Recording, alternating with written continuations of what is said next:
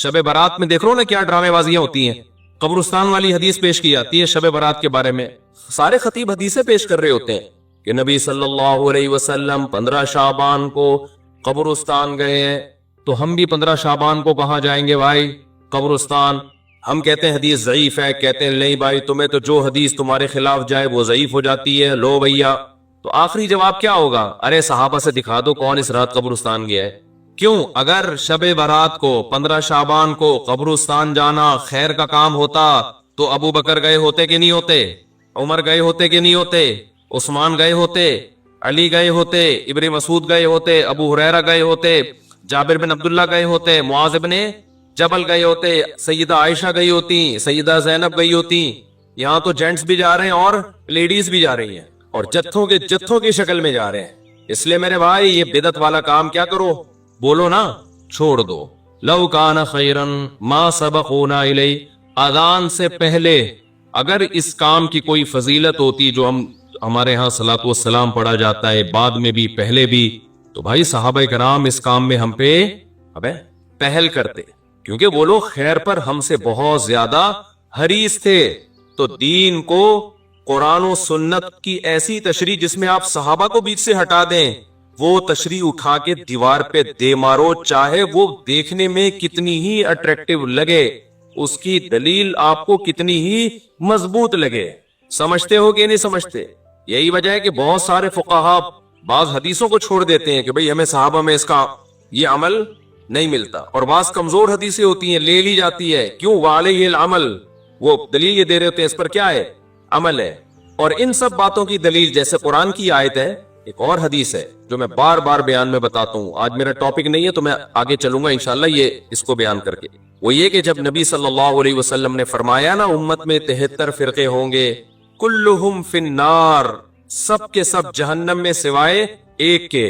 इस हदीस को इस पे तो पेश किया जाता है कि फिरकवारियत गलत है, फिरके नहीं होने चाहिए, लेकिन जितने लोग ये हदीस पेश कर रहे होते हैं आधी बात करते हैं और आधी पी जाते हैं। यकीनन इस हदीस से पता चलता है सिर्फ एक जन्नती, बाकी सारे कहां, बोलो ना जहन्नम। वाकई फिरके गलत हैं, फिरके नहीं होने चाहिए, लेकिन पूरी बात तो पूछो भाई, सारे फिरके जहन्नमी हैं, सारे जहन्नम में।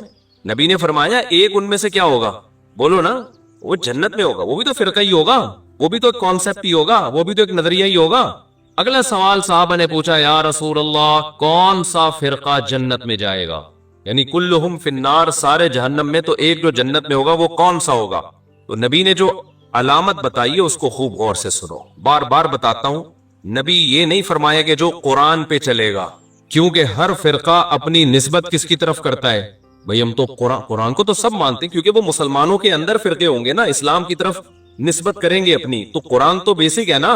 कोई फिरका ऐसा हो सकता है कि मैं मुसलमानों का एक फिरका हूं और मैं बरहक हूं, क्या भाई है तू दलाइल कहां से लेता है, मैं तौरात से दलाइल लेता हूं, मैं जब रेफरेंस दूंगा तौरात और इंजील के दूंगा, तो लोग कहेंगे यार तू तो जड़ से ही खत्म हो गया। इसलिए कुरान के नाम पे तो हर शख्स कोई सही तशरीह करता है और कुरान के नाम पे कोई मंजन बेचता है, इसलिए नबी ने यहां कुरान का नाम नहीं लिया। यकीनन कुरान पे चलना ही वाला ही बरहक होगा, लेकिन यहां नबी तो बता रहे हैं ना कि उन 73 में ठीक कौन सा होगा, तो उसकी सिलेक्शन का आसान तरीका बताया जाए। अगर आप बता देते जो कुरान पे चलेगा, तो हर शख्स दावा क्या कर रहा है, कुरान। प्रोफेसर गामदी साहब भी कहते हैं मैं कुरान को मानता हूं, वो हजरत ईसा की मौत के दलाइल भी कुरान से दे रहे होते हैं, हालांकि कुरान से उनकी मौत के दलाइल, लेकिन बातों को घुमा दिया, पब्लिक को तो नहीं कुरान की सुन्नत का ज्यादा पता होता। तो नबी ने क्या फरमाया, ये भी नहीं फरमाया कि जो हदीस पे चलेगा, इसलिए कि बहुत से लोग अपनी निस्बत कहां कर देते हैं, हदीस की तरफ, लेकिन हदीस की वो ऐसी तशरीह कर रहे होते हैं जो सहाबा से साबित नहीं होती। इसलिए पूरी बात नबी ने फरमाई, मा अना अलैहि व अस्हाबी, जिस पर मैं हूं और मेरे सहाबा। मैं का क्या मतलब, कुरान पे तो चलना है, लेकिन कुरान पे उस तरह से चलना है जैसे मैं चला। कुरान की कोई ऐसी तफसीर मार्केट में ना ले आना जो मेरे जमाने में ना मिलती हो, जिस पर मेरा अमल ना हो, और मेरे अमल की ऐसी तफसीर ना ले आना जो सहाबा से साबित ना हो। तभी तो मैं बार बार जो चैलेंज करता हूं ना, 3 तलाक एक नहीं होती, इस पे बहुत सारे अब मेरे खिलाफ क्लिप आने लगे। अबे किसी एक सहाबी से दिखा दो ना यार जिसने 3 तलाकों को एक कहा हो, दिखा दो ना आप, اور حدیث کی کتابوں میں 3 کو 3 کہنے کے فتوے بھرے ہوئے ہیں، اس کا کوئی جواب نہیں دیتا، گواتے رہتے ہیں ایکچولی یوں کر کے چھوڑو تم قرآن و سنت کو، تم یہ بتاؤ قرآن و سنت کی وہ تشریح معتبر ہے جو صحابہ کی تھی یا تمہاری اپنی معتبر ہے؟ تو خیر یہ تو بیچ میں ضمناً ایک مسئلہ آ گیا، لیکن یہ پورا اصول ہے، یاد رکھو۔ آپ صحابہ کو بیچ سے نکال کے اگر ڈائریکٹ قرآن و سنت پہ چلنے کی کوشش کرو گے، لیبل قرآن و سنت کا ہوگا، لیکن وہ قرآن و سنت کی آپ کی ذاتی تشریح ہوگی جو آپ اٹھا کے امت پہ تھوپ رہے ہوگے۔ سمجھتے ہوگے نہیں سمجھتے؟ اور صحابہ کا کسی مسئلے پہ اجماع ہو جائے وہ تو پھر انف، کیونکہ نبی صلی اللہ علیہ وسلم کی صحیح حدیث ہے، سب اس کو مانتے ہیں، لا تجتمع امتی علی ضلالہ، میری امت کبھی گمراہی پہ جمع نہیں ہو سکتی، کسی بھی دور میں نہیں ہو سکتی۔ یہ کسی زمانے کے ساتھ خاص نہیں ہے، کوئی بھی دور آ گیا نا امت کسی ایک مسئلے پر ہو گئی، اب حق اس میں منحصر ہے، کیونکہ اگر ہم مان لیں کہ یہ غلط مسئلے پر جمع ہو گئی تو اس کا مطلب امت گمراہ ہے، پوری امت گمراہ، جبکہ پوری امت گمراہ نہیں ہو سکتی۔ تو اجماع میں سب سے پہلے درجے کا اجماع کس کا ہے؟ صحابہ کا، پھر بعد والے لوگوں کا، پھر بعد والے لوگوں کا۔ اور اجماع کی بھی 2 قسمیں یاد رکھو، ایک اجماع تو ہوئے کہ بہت سارے صحابہ سے ایک عمل تواتر کے ساتھ، ایک یہ ہے جس کو اجماع سکوتی کہتے ہیں، صحابہ نے کسی نے بھرے مجمع میں ایک عمل کیا اور کسی نے ان پر اعتراض نہیں کیا، تو یہ بھی اجماع ہے۔ تو یہ چند اصول اچھی طرح سے سمجھا، اور یاد رہے گی نا، لو کان خیرا ما سبقونا الیہ، مشرکین کہتے تھے کہ اگر اسلام خیر کا کام ہوتا تو صحابہ ہم سے پہل نہ کرتے۔ ہم کیا کہتے ہیں بھائی، کوئی بھی خیر کا کام ہوگا تو ہم سے پہلے صحابہ نے کیا ہوگا، تبھی ہم کہتے ہیں بھائی مردوں کے ایصال ثواب کے لیے اجتماعی قرآن خوانیاں مت کیا کرو۔ حضرت ابو بکر کا انتقال ہوا، کبھی دیکھا حضرت عمر نے تمبو لگایا، دیگیں پکائیں اور سارے صحابہ کو بلایا، چل بھائی تو پہلا پارا، تو دوسرا پالا، تو تیسرا پارا۔ کبھی دیکھا آپ نے کسی نے؟ کوئی ضعیف روایت ہے اس بارے میں؟ کوئی دیگوں کے ڈھکن کہیں نہیں ملا ہوگا نا آپ کو، یا اس زمانے میں دیگیں نہیں ہوتی تو کچھ تو ہوتا تھا نا، کسی میں تو کچھ پکتا ہوگا۔ حضرت علی کی شہادت ہوئی، سیدنا عثمان کی شہادت ہوئی، کوئی برسی ہوئی؟ بولو نا کیا ہو گیا بھائی جان، چپ کیوں بیٹھے ہو؟ کوئی برسی ہمیں ملتی ہے صحابہ کے دور میں کہ فلانے کی حضرت عمر کی برسی منائی ہو، یا حضرت عثمان کی منائی ہو، یا کسی نے کسی کی ابا کی منائی ہو، اماں کی منائی ہو؟ یادگار کے لیے تصویریں رکھنا بزرگوں کی گھر میں، آج لوگوں نے اپنے پیر صاحب کی تصویر لٹکائی ہوئی ہوتی ہے، سب سے بڑے پیر تو محمد صلی اللہ علیہ وسلم تھے، اور تصویر سازی کا فن اس وقت عروج پر تھا، اس کے باوجود ہمیں نبی کی کوئی تصویر صحابہ سے نہیں ملتی۔ اس سے پتہ چلتا ہے عقیدت کے لیے گھروں میں تصویر لٹکانا حرام اور ناجائز ہے۔ نبی نے صحابہ کی ایسی ٹریننگ کی تھی تصویر کے بارے میں، ایسی تربیت کی تھی کہ نبی سے بے پناہ محبت کے باوجود بھی کسی صحابی نے یہ جرأت نہیں کی۔ یہ جتنی تصویریں آتی ہیں نا مسلم ہیروز کی، فرضی ہوتی ہیں، مسلمان کبھی نہیں تصویر بناتے تھے، صرف ایک محمد ابن قاسم ایسا ہے لیڈر جس کی تصویر کے بارے میں مورخین کہتے ہیں اوریجنل تصویر ہے، داڑھی اس کی پوری تھی لیکن اگر تصویر میں داڑھی کم آ رہی ہے تو غلط ہے۔ وہ کیوں ہے؟ اس کی وجہ ہم نے کتابوں میں پڑھی ہے۔ وجہ یہ ہے کہ محمد ابن قاسم جب ہندوستان سندھ کے راستے سے آیا نا، یہاں تو ہندو رہتے تھے، تو اس نے یہاں اتنا انصاف دیا لوگوں کو اور لوگوں کے ساتھ ایسا اچھا سلوک کیا محمد بن قاسم نے، کیونکہ مسلم فاتح بن کے آیا تھا۔ یہاں پہلے ہندوؤں کے کوئی بہت ظالم قسم کے لوگ ہوتے تھے، تو ہندوؤں کو اس سے عقیدت ہو گئی، اور ہندوؤں کو جس سے عقیدت ہونا اس کو بھگوان بنا لیتے ہیں، وہ یہ ہمیشہ سے چلا آ رہا ہے۔ تو جب محمد بن قاسم واپس گیا ہے نا، ہندوؤں نے اس کی تصویریں بنا کے پوجنا شروع کر دیا اس کو۔ اس وجہ سے ہندوستان کی تاریخ میں کس کی تصویریں باقی رہ گئیں؟ محمد بن قاسم کی۔ ظاہر ہے اس میں تبدیلی آئی ہوگی، میں نہیں کہہ رہا ایگزیکٹ وہی ہے، لیکن ہمیں محمد بن قاسم کی ہندوستان میں تصویریں ملتی ہیں۔ وجہ اس کی ہے کہ ہندوؤں کے ساتھ اس نے اتنا اچھا سلوک کیا، اتنا اچھا سلوک کیا۔ یہ تو اب تاریخ کو نا مسخ کیا جا رہا ہے ایک پروپیگنڈے کے تحت۔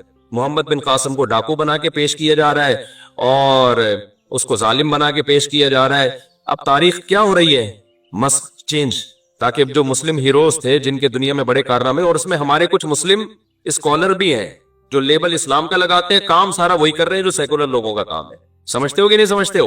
تو اس سے بھی پتہ چلتا ہے بھائی گھروں میں بزرگوں کی، باپ دادا کی تصویریں بولو مت لگائے کرو۔ اس سے بھی ہمیں پتہ چلتا ہے کہ اگر میرے بھائی 12 ربیع الاول منانا، میں اسی سٹائل میں کہوں گا نا جس سٹائل میں تقریریں ہوتی ہیں 12 ربیع الاول، اگر 12 ربیع الاول کا حلوے مانڈے اور اس میں جو کچھ ہو رہا ہے، یہی ہو رہا ہے نا، ناچ رہے ہیں، گا رہے ہیں اور حلوے مانڈے بانٹ رہے ہیں، اگر یہ خیر کا کام ہوتا تو صحابہ نے ہم سے پہلے کیا ہوتا۔ پوری اسلامی تاریخ اٹھا کے دیکھ لو، صحابہ، تابعین، تبع تابعین، چاروں ائمہ، مجتہدین، امام بخاری، امام مسلم، امام ابو داؤد، جتنے محدثین فقہا گزرے ہیں، کہیں بھی ہمیں اس کا 12 ربیع الاول ان کی زندگی میں آیا اور کچھ بھی انہوں نے کیا ہو، اس کا بھی ثبوت نہیں ملتا، کچھ بھی نہیں۔ ان کی زندگی میں جو حیثیت 11 تاریخ کی تھی وہی کیسی تھی؟ وہی 12 کی تھی اور وہی 13 کی تھی۔ فقہی کتابوں میں جو اسلامک لا لکھا ہوتا ہے نا صدیوں سے، اس میں 12 تاریخ کا کوئی ایک حکم بھی الگ سے بیان نہیں کیا گیا کہ اس دن یہ کرنا زیادہ ثواب، حتیٰ کہ اس دن درود شریف کثرت سے پڑھنا بھی زیادہ ثواب نہیں ہے، عام دنوں کے جیسے ثواب ہے۔ جمعے کے بارے میں آتا ہے حدیث میں کہ درود شریف پڑھنے کا ثواب، صحیح حدیث صحیح ہے۔ ابے جمعے کے بارے میں آتا ہے کہ درود شریف پڑھنے کا ثواب جمعے کے دن عام دنوں سے زیادہ، جبکہ نبی کی پیدائش کا دن جمعہ تھا یا پیر تھا؟ پیر، لیکن ثواب کس دن زیادہ رکھا؟ جمعے کا۔ اسی وجہ سے ہم نے بہت سارے علماء کو دیکھا ہے جمعے کے دن عصر سے مغرب تک درود ہی پڑھتے ہیں، وہ درود شریف پڑھتے ہیں وہ، یا اور کسی بھی ٹائم پہ درود شریف کی کثرت کرتے ہیں۔ تو حالانکہ پیدائش کس دن ہوئی ہے نبی کی؟ پیر کے دن ہوئی ہے۔ وہ پیر کے دن آپ نے نہیں فرمایا کہ درود شریف کا ثواب زیادہ ملتا ہے۔ تو میرے بھائی اپنے آپ کو پابند کرو قرآن و سنت کی وہ تشریح جو صحابہ۔ تو 12 ربیع الاول کے حلوے مانڈے ہمیں کہیں بھی نہیں ملتے، اور نہ یہ عرس قوالی۔ صحابہ کے دور کے کسی مشہور قوال کا نام تو بتاؤ ہے بھائی، تو صحابہ کے دور میں کوئی بہت مشہور قوال ہو جن کی قوالی سننے کے لیے صحابہ کرام جایا کرتے۔ کوئی عرس ہوا صحابی کے دور میں ہے بھائی؟ کوئی عرس ہو رہا ہوگا جی، یا آج کل نا وہ بھی آ رہا ہے، انٹرنیٹ پہ بڑی چیزیں آ رہی ہوتی ہیں، وجد آ رہا ہے، اچھل رہے ہیں دائیں بائیں، کوئی ایک دم ہوا۔ تو کوئی صحابہ کے دور میں کسی کو وجد آیا کہ جی وہ قوالی چل رہی ہو، دھمال ہوا، اور وہ حضرت عمر تو رکھ کے تھپا لگاتے اگر کسی کو ہوتا نا، انسان کا بچہ بن کے بیٹھے، کیا کر رہے تو یہاں کیا ڈرامہ لگایا ہوا یار، یہ کیا پن لگا کے رکھا ہوا ہے؟ وہی کلپ چلا دو اس کے ساتھ، جب بھی کوئی ایسی قوالی میں اچھل کود کر رہا ہو نا تو لندن والے کا وہ کلپ لگا دو، کیا پن لگا کے رہا۔ وہ پورا جملہ مسجد کی وجہ سے میں نہیں کہہ پا رہا، کیا پن لگا کے رکھا ہوا ہے، وہ چلا دیا کرو ساتھ میں۔ تو یہ عرس ہو گئے، قبروں پہ قوالیاں ہو گئیں، دھمال ہو گئے، اور یہ جو ٹوپی ڈرامے ہو رہے ہیں، اور بچارے بن سج کے شب برات کو قبرستان جا رہے ہوتے ہیں۔ چھوڑ دو میرے بھائی یہ کام، قبرستان جب تمہیں پٹے پہ ڈال کے لے کے جائیں گے نا وہی ٹھیک ہے، اس سے پہلے جانا ہے دن میں جاؤ، قبرستان رات کو جانے کی کا موقع نہیں ہے، دن میں جاؤ اور تنہائی میں جاؤ۔ نبی صلی اللہ علیہ وسلم نے فرمایا فَزُورُوهَا فَإِنَّهَا تُذَكِّرُ الْآخِرَةَ، قبرستان جایا کرو، اس سے آخرت کی یاد تازہ ہوتی ہے۔ وہاں جا کے کیا کرنا ہے؟ مرحوم جتنے ہیں ان کے لیے دعا کرنی ہے، سب سے پہلے تو ان کو سلام کرنا ہے، السلام علیکم یا اہل القبور، اے قبر والو تم پر سلامتی ہو۔ اس کا مطلب یہ نہیں کہ وہ قبر والے سن رہے ہوتے ہیں، وہ تو اللہ پہنچا دیتا ان کو سلام۔ تو یا اہل القبور یہ اختلافی مسئلہ ہے، اس میں پھڈے میں نہ پڑ جانا۔ یا اہل القبور، اے قبر والو تم پر سلامتی ہو۔ آگے جملہ بڑا ڈینجرس ہے، وہ بھی بول لیا کرو، انتم لنا سلف، تم پہلے چلے گئے، ونحن وإنا ان شاء اللہ بکم لاحقون، اور ونحن بکم خلف، اور ہم تمہارے بعد آنے والے ہیں، وإنا ان شاء اللہ بکم لاحقون، اللہ نے چاہا تو عن قریب ہم بھی یہیں پہنچنے والے ہیں۔ بہت ڈر لگے گا، کب کب آنے لگو گے، کیا باتیں کر رہا ہوں میں، لیکن بھائی ایسا تو یہ تو ہوگا۔ تو اس سے عبرت حاصل ہوتی ہے کہ بھائی ہم نے بھی ایک دن یہاں سے پتلی گلی سے نکلنا ہے۔